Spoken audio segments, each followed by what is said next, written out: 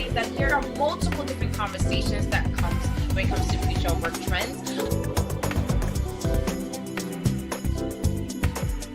One thing that I always find really interesting is how many people kind of all agree that this is the time for Africa to shine and there is a lot happening out there, but no one has really taken the step to do anything. So it's very this question where you're applying for the job, they say you don't have any experience, but you need experience to have experience. With all the measures of caution back to normal in order to keep our society functioning. Hello all. Thank you for attending this great experiment, and thanks for having me. It is an honor to be a keynote speaker for the first summit where the audience does not have to wear pants. I want to reframe artificial intelligence, reframe AI as a potential remover of fear and not the cause. I'm sure this is something that we hear a lot in our various businesses and our conversations, that AI is going to be this global catastrophic risk and end us all, especially if you're fans of sci-fi. So the blockchain and cryptocurrencies represent a whole new different world. It's like a different universe in which we get to write the rules. So in this particular photo, we did a documentary about what quarantine looks like in Hangzhou, China, when COVID first hit. And we were able to play that experience with a group of our colleagues and peers, watch it and discuss it together inside of VR. AI and quantum computing and brain-computer interfacing and the future of computing, it's all based on mastery of matter at the nano scale.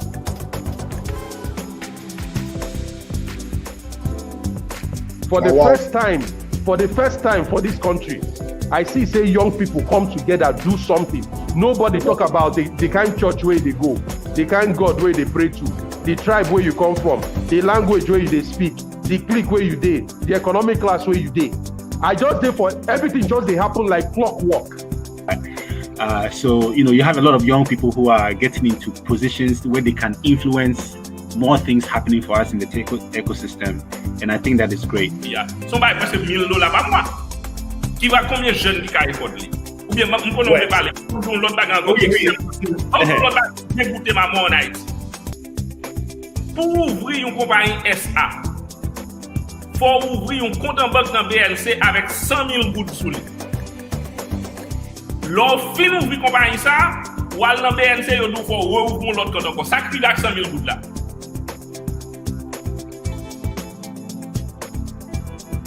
You know that women make up half of the world's working age population, but right now are generating about 37% of GDP.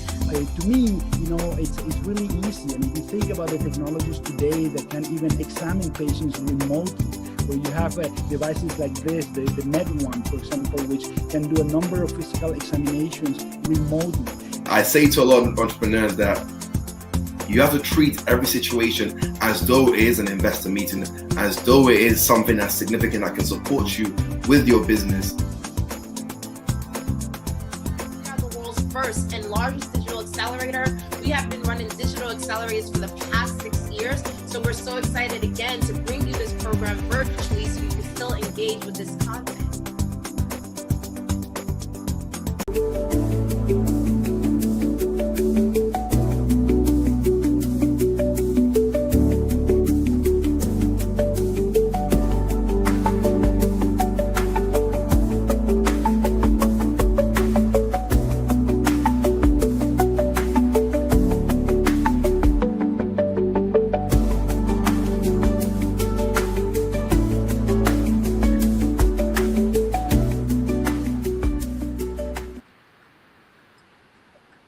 All right. So hi, everyone, and welcome back to the AI-Ready Startup Accelerator powered by the Global Startup Ecosystem. I'm Christine and Tim. I'm the CEO of the Global Startup Ecosystem, and I'm so excited to be here for this multi-day program for founders who are ready to build and scale in this digital economy of AI. Now, yesterday we covered a lot, and so hopefully if you did not see what happened yesterday, go back, see in the comments. We'll give you access to the replay link. Essentially, yesterday we kicked off this conversation about really how to build an AI advantage with your business, how to look at time and capacity building for your business in a completely different way, right? Many of us in this industry are talking about AI just from a productivity standpoint, scaling, automation standpoint, but we don't look at how do we lead and make powerful, bold, integrated into decisions within our business when it comes to our strategy, when it comes to AI implementation. Yesterday was all around time. And we had a conversation that your goal should not just to be able to build capacity in your business for this technology, but also leadership. When you have capacity combined with leadership, you have an AI ready business. And so that was day one yesterday. Today, we're going to talk about traction. It's going to be a short one, but this is by far one of the things that I believe no one really thinks about when it comes to their business in this entire new wave of business strategy that's happening right now on the internet. It's like, how do you leverage simplicity to accelerate your traction as a business owner? Because one of the things that we've seen across our portfolio, again, at GSE, we are the world's first and largest digital accelerator platform. We have accelerated thousands of entrepreneurs in our programs, and we have supported and really empowered entrepreneurs over the years across our tech summits, across our multiple initiatives at GSC. And one thing that we see time and time again is that entrepreneurs are always overwhelmed because they're trying too many different growth or sales strategies all at once. There's always another trend on how to accelerate your company through social media, through AI, through this technology, through this software.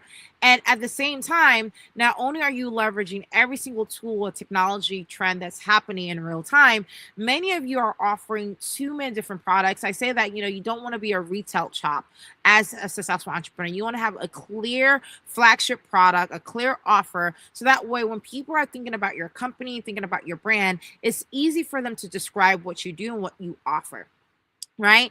And so you need a simplified priority mechanism. So in this session, we're going to talk about how to simplify your business model and create a growth strategy that actually works, especially when you think about artificial intelligence and how you leverage that technology to streamline. And one of the first preliminary parts that we talk about with our entrepreneurs in our portfolio, we ask them to leverage ChatGPT to look at, any testimonials that they experience, any feedback of service that they've done, any data that they have regarding their multitude of product offerings at the company, to put it in, and pretty much we give them a series of prompts to pretty much ask and figure out what patterns are we seeing within our client portfolio that's creating the best results. So if we have 10 different products, which product is gaining the most session? Because sometimes we think that our most successful product is the one that's making the most money, but sometimes your most successful product is the one that's getting the most engagement, the most likes, the most love on the internet, most feedback, testimonials, positive reviews. So you need to look at the entire picture. Once you do that, the first layer is like, look at your multitude of products, and the ones that's built pretty much contribute to like 80% of your output of results in terms of sales, revenue, and this other KPIs depending on the business. You're going to scrap everything else. And usually from this process, we have entrepreneurs who have anywhere from 10 different products. And I mean like products like sometimes as small as a workshop product, a consulting offer, a service offering here and there, literally from 10 different offers to we scale it down to like 3. Right. And then from there, we take another layer and look, okay, so what is the actual logistics around managing this process, right? Which is actually the one that, when you execute it, does this take 30 days to manage? Does this take 1 day to manage? The administrative toll does it take to manage each product? What does it take for each product? And then we look at which one is going to be their flagship product. So we narrow down from 10 to 5 to 3. And then finally, we figure out what's the one flagship product that if your business was known for this, not only would you be proud, that you have the right product in market to reflect the values and the success mechanism that you have for your clients. So at the Global Startup Ecosystem, we offer multiple different services, multiple different products, and multiple different, offerings in the market. We're, entrepreneur support organization. So we do multiple things, events, training, initiatives, roundtables, you name it, we've done it. However, when people introduce GSC, they know that we are the world's first and largest digital accelerator platform. That is our flagship program, our annual accelerator program, where we accelerate 1,000 companies to market to help them launch and market and build integrity, build businesses. That is our flagship product. That doesn't mean we don't do anything else, but it means that when people are introducing our key hallmark offering of servitude to the market, that is it. A lot of you don't have that significant offer where people are able to say, oh, I get what you do. Oh, I would love to, engage with you. Oh, like you don't have that offering, which is why you get really confused. So today, what we want to share with you is the power of the one group framework that we've shared and trained thousands of entrepreneurs under our leadership at GSE, where we talk about, having that one flagship offer and to appeal and offer that, product to one audience. I know you feel like your product could serve so many different entrepreneurs. For example, we had this mistake where our accelerator program honestly could serve any entrepreneur at every standpoint of their career as an entrepreneur. But after the third or fourth accelerator program cohort, we realized, like, you know what? We actually best serve this accelerator program, best serves those who are trying to get their idea to market, the initial phase, those younger than 2-year startup companies who need a place to not just get inspiration, but practical guiding steps on how to go out to market. And so we recognized a gap into the market, realized that was something that was very significant, that people need kind of like a launch pad to be able to say, this is the day I'm going to launch my business. This is the method I'm going to do to go out there to the market. So our audience became early stage entrepreneurs, and we specifically focused on early stage entrepreneurs. And when I tell you, once we were able to do that, guess what? Our conversion, this is why you have one conversion process, skyrocketed. Because we were able to use the language and the articulation of messaging specifically for that entrepreneur. So no longer are we saying generically, we are the product for founders and entrepreneurs who need to, build their business. No, now we're saying, like, is this your first time launching a business? Join the Accelerator program. It's very clear and distinct, and people are automatically able to react to our social media posts, our press releases, our articles, our email blasts, because they know that we know their pain points at the start of their business, right? So when you do that, you get more clear, you get more distinct, not only internally, but guess what? Even internally, from an operational execution standpoint, we had one simple process. Target early stage entrepreneurs, provide them the accelerator program every single year, and then, engage with alumni and repeat that cycle over and over. Our entire operational backend, it was much better. So rather than doing a hackathon there, summit here, program here, initiative there, again, we're not saying we didn't do that.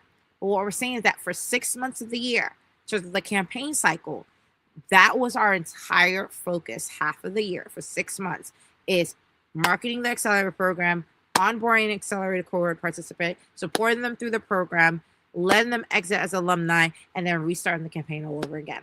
And the other 6 months, yes, we offer other initiatives like our tech summits and programs, but the majority, 80% of our work was dedicated to that flagship product. That's what you want to do with your business, is that you want to take away all the noise and simplify it to like it was that flagship branded product. And to give you another example, Nike. Everyone knows Nike's motto, just do it.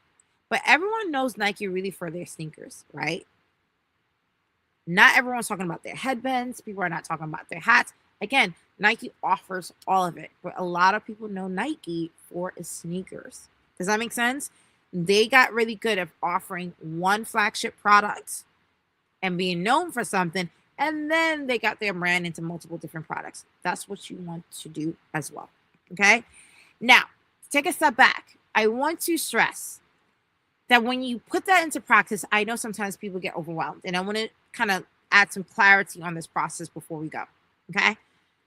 In the startup world, everyone, if you are a tech company or someone who's trying to become tech-enabled with your startup, everyone has come face-to-face with this model over the past decade. It's called the business model canvas. And what I love about the business model canvas is that if you are still ideating, figuring out the viability of your business, this was kind of like the best checklist for you to think of 11 different areas that mattered for your business. 9 different areas that mattered for your business that you need to have a clear understanding for to be able to go to market. So you need to identify what's your value proposition for your business. What customer relationships can you manage? What segments of those customers can you go to? What channels can you get to those customers for people to attract your product? What's the cost structure of your product? What's the revenue streams for you to monetize that product? All of those were specific questions. It was like taking the business plan that was like this 20, 30-page document and whittling it down to a one-page executive conversation about what are the 9 areas of your business, and did you think coherently about these areas to know that you're ready to go to market, to at least pilot or test or launch your product, right? But what we've seen over the years is that internal intrinsic process is not enough, because it puts you in a checklist mentality to think about things and just walk through. But what we've seen in our portfolio, what we've been teaching for years now to our entrepreneurs, is try to look at your business model like an ecosystem, right? And how you create a flywheel where everything is kind of cyclical, where you go back to refine that product, refine that process over and over again until it becomes a well-oiled machine that just works without you. Because essentially what a lot of entrepreneurs forget is that if you are just doing things as a checklist, when you're not around to audit that checklist, the business can't run effectively. But when you have an ecosystem around your product, an ecosystem around your value proposition, what happens is that it starts to kind of build its own momentum over time, and people are able to clearly define what you offer. So in this flywheel that we have here at the center of it, and this is probably the biggest thing, because right now with AI, there's so much content on the internet that there's a lot of noise. If you want to break through the noise, you have to have a clear position statement. This is something that we do with all of our entrepreneurs in our portfolio. We ask them, who do you serve? What do you offer, and why? That's it. And see, there's so much simplicity in that one sentence, but a lot of people struggle to answer that question. Are you following? Right? And so we always tell people, if you cannot describe in one sentence what you do, you are not ready to pitch. You're not ready to put that product to market. You're not ready to really engage.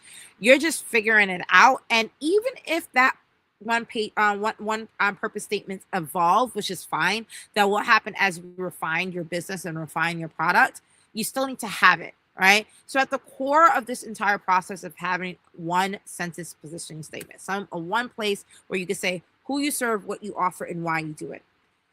Then going back to that flagship product, remember the power of one business model. See why it gets really complex when you have multiple products, because you're doing this entire process for every product in your business. Okay. I was listening to a podcast where a guy was talking about, like, for every product that you offer, there's about 8 different lines of business that is affected because of that one product. The sales process, the marketing process, the administration process, the customer management. There's so many different layers that are going to go. So if for every product that you have, if there's 8 protocol processes to experience for each one of that product. If you have 3 products, now you have 24 processes that you're managing in your business. If you have 5 products, you could do the math, right? This is the reason why corporates, as big as they are, they make money, but this is why they move so slowly, because for every product or for every offering, there's multiple things that go into making that product viable for the market, right? And so when you simplify your business model, going back to our previous conversation, when you simplify your business model to have one product, now when you go out to the market and provide a proposal where you package up that product to the market and make a clear distinction as to why that solution serves an audience, the platform you choose become very clear. So for us at GSE, because we serve early stage entrepreneurs, our accelerator program, which is the product, and we propose that as a 4-week virtual program. That's how we package it. Our platform is that we only really market it on LinkedIn, on Facebook. We don't really do too much on Instagram, but places where we know we could build an entrepreneur audience, right? Same thing for you. Those 3 anchors are very important, because you have the product, the proposal, and platform. Your positioning statement helps you to attract the right buyers for that. And what happens is that when you're able to do those 3 things very easily, it's easier to pitch yourself to a media reporter. Remember those 10 stakeholders we talked about yesterday, right? The media reporter, the funding ecosystem, the government ecosystem, the university academic ecosystem. Yesterday, go back on the recording, you will find, let me see if I could just go back to that stakeholder list of people. Yeah, here he is, right? You're able to pitch each one of these stakeholders a lot easier because you have the simplicity of your business model, right? And I talked about, like, entrepreneur leadership starts with you being able to manage these stakeholder relationships in real time as you're building your business, okay? When I first started my first company, I had to pitch literally for every single company. So for example, my first company was Vendetti. If I was pitching a VC funder, I was like, hey, my name is Christine Tim. I'm the founder of Vendetti. over the past 6 months, we've been able to accelerate our business model into these different markets. We're able to, gain about 100,000 followers across our channels. We're able to generate this amount of revenue. We forecast that in the next 5 years, this is where the model is going to be. And we're trying to digitize a $10 billion, $10 trillion economy. Are you interested in hearing more, right? That was my pitch to VCs and funders and facilitators. But when I'm talking to a media reporter, they don't really care about those numbers that much. My pitch to them is like, hi, my name is Christine and Tim. I'm the founder of Vendetti, and I come from 3 generations of street vendors. And I recognize as a street vendor myself, growing up amongst street vendors, that there are over 2 billion people around the world street vending. And my goal and my mission is to digitize the street vending economy globally through our work at Vendetti.com, right? It's such an inspiring story. It shows my lineage, my tie to the cause, my understanding of the market. It's a story that makes sense, right, for a reporter.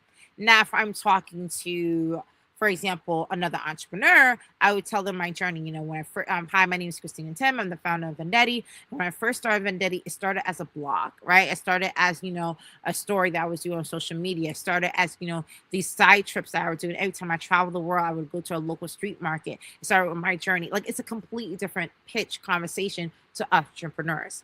That is where you want to get to when you get to this flywheel, is that you are able to now pitch any stakeholder in your ecosystem because you have a simplicity of a business model that enables you to do that. And what happens is, like, when you're able to simplify your pitch, you're able to build a pipeline where I remember this like crazy when I first started my first company. Every conversation I have today will manifest itself and close out in a week from now, a month from now, a quarter from now, a year from now.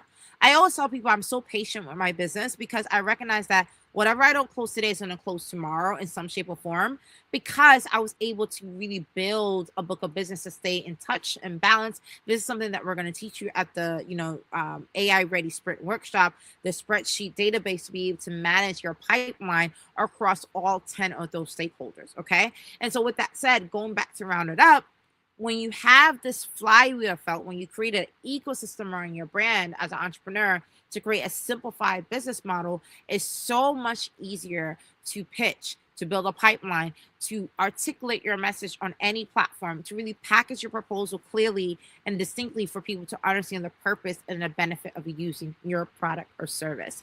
And layer that on top as you building your personal brand and managing connection with peoples and programs and publishing your thought leadership and getting publicity on blogs and media outlets and forming partnerships at major global events around the world, you start to be able to accelerate your personal brand and your business brand simultaneously. You create this flywheel effect where you are building what we call momentum. A lot of entrepreneurs do not know how to create momentum. Too many of us in this industry, or just in the world in general, you try to find momentum, right? A lot of people tend to say like, I'm trying to find an opportunity as opposed to create opportunities. This flywheel effect positions you to create your own momentum. You can actually facilitate and create your own momentum. And I've done this several times for not only my entrepreneurial career, I've been able to accomplish so much personally in the past decade, but we've been able to teach this methodology to other entrepreneurs to, again, build traction, build momentum, and build a legacy with their brand and their business, okay?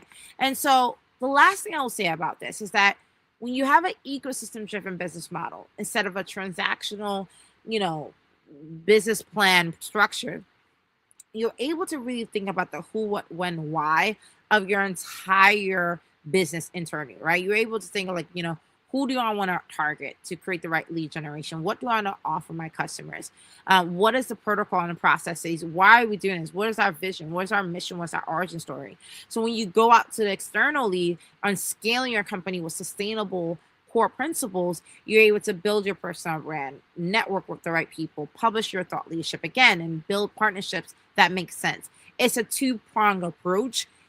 I see so many entrepreneurs get really head in the weeds and focus only on their business and don't look outside. And I've also seen entrepreneurs who focus too much on externalities and don't focus on the business. It's a balance. It's a marriage of sorts where internally you have this simplified business model working for your business, but you have this external protocol procedure to manage external stakeholders, so that way, again, you accelerate both your business and your personal brand in tandem, so that way you can find long success, okay? And going back to the stakeholder leadership, these are the stakeholders. When you reach out to them, it makes complete sense. Okay.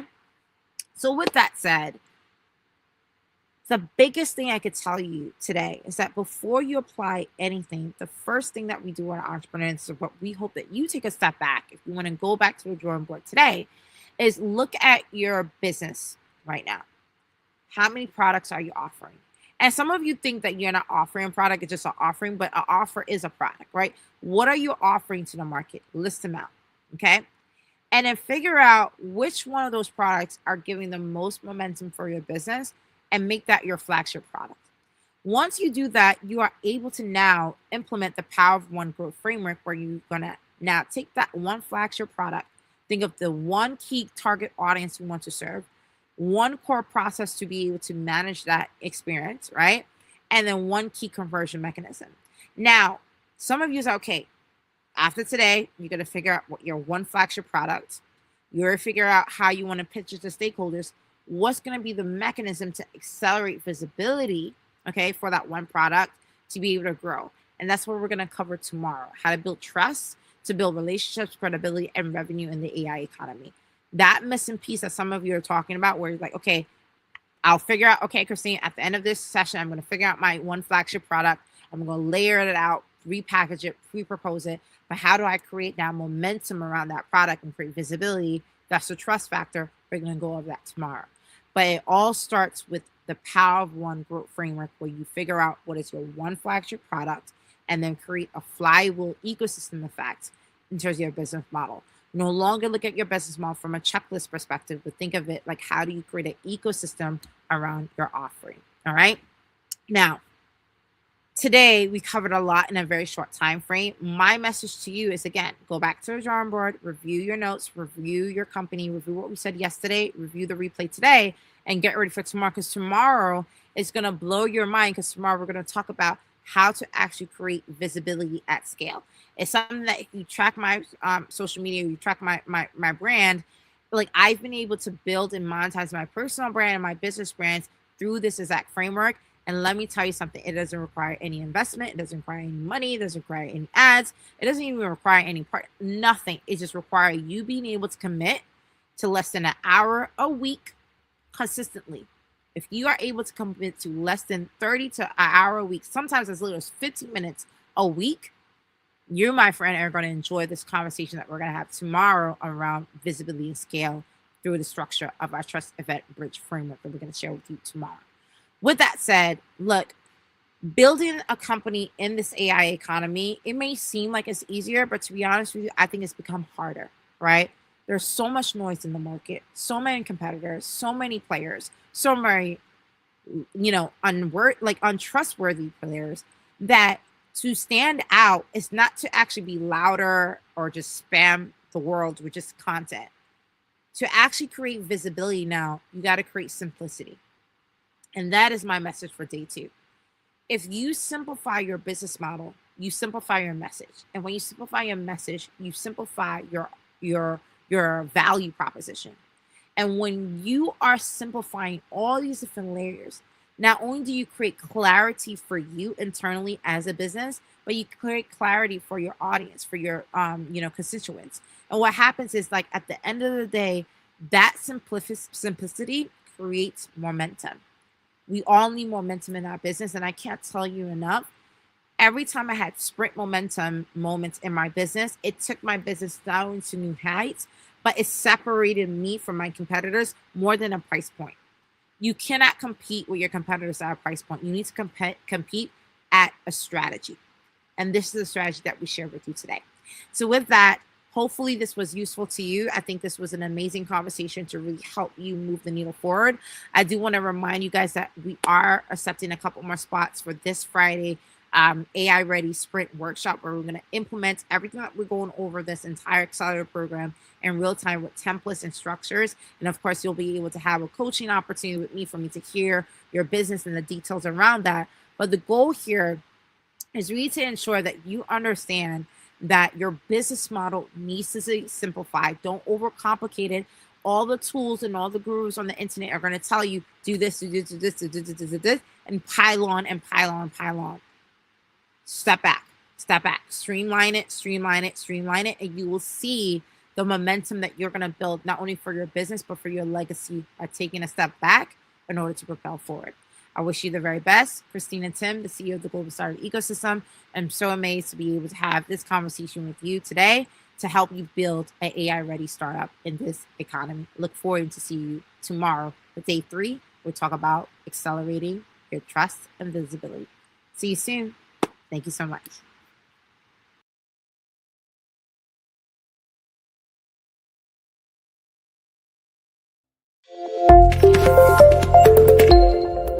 But this world, as big as it is, one person can be the tipping scale to really create a domino effect that no one ever seen coming.